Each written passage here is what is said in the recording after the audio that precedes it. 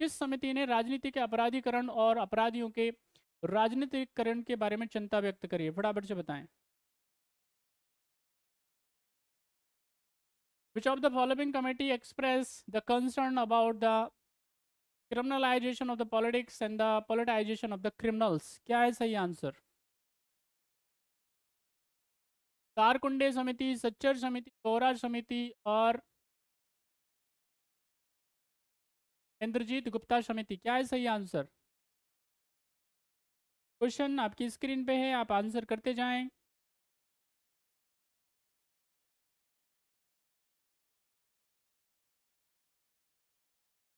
चलिए, बहुत ही बढ़िया आंसर दिया है, शाबाश।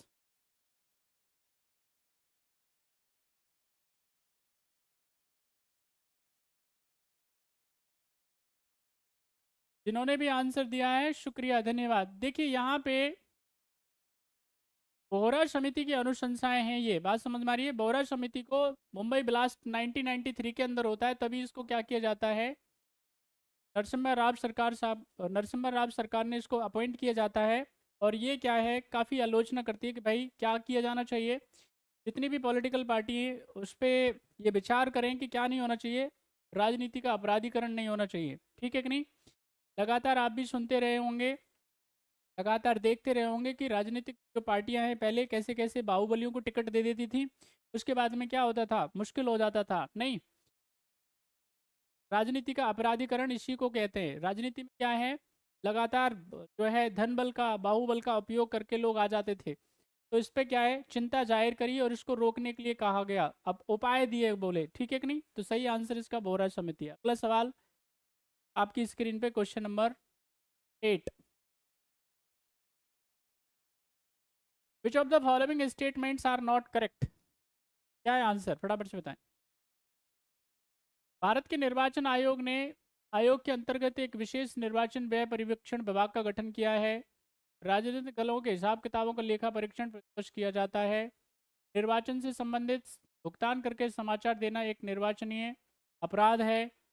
और पोलिंग स्टेशन के भीतर चल रही मतदान की कार्रवाई की वीडियोग्राफी करने की अनुमति होती है। फटाफट से आंसर करें, क्या है सही आंसर।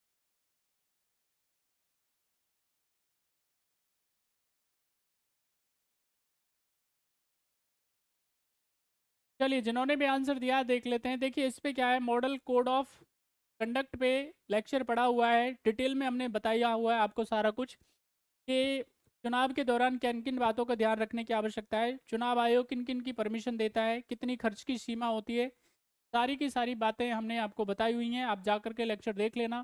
फिलहाल मैं आपको बता देता हूँ, इलेक्शन कमीशन ऑफ इंडिया की जब हम बात करेंगे तो संविधान का, कॉन्स्टिट्यूशन में एक आर्टिकल है 324, और उसमें क्या है, चुनावों का क्या करना, द सुपरिटेंडेंस, ठीक है कि नहीं, अटेंडेंस हो गया आपके पास में, यानी चुनावों का पूरा देख रेख, चुनावों को करवाने का काम, ये सारा कौन करता है, भारतीय चुनाव आयोग करता है, इलेक्शन कमीशन ऑफ इंडिया करता है।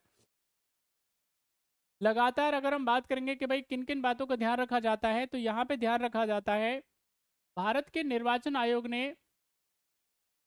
के अंतर्गत एक विशेष निर्वाचन व्यय परिवीक्षण विभाग का गठन किया। गलत स्टेटमेंट है, ऐसा कुछ भी नहीं है, बात समझ में आ रही है। दूसरा, राजनीतिक दलों के हिसाब किताब का, खातों का लेखा परीक्षण प्रतिवर्ष किया जाता है, बिल्कुल ठीक है। यहाँ पे निर्वाचन से संबंधित भुगतान करके समाचार देना, ये ठीक नहीं है, बात समझ में आई। ये इलेक्टोरल क्या होता है, ऑफेंस होता है। और वीडियोग्राफी की अनुमति नहीं होती है, बात समझ में आ रही है। तो 2 और 3 इसका सही आंसर हो जाएगा, कहीं है क्या, 2 और 3 डी इसका सही आंसर हो जाएगा।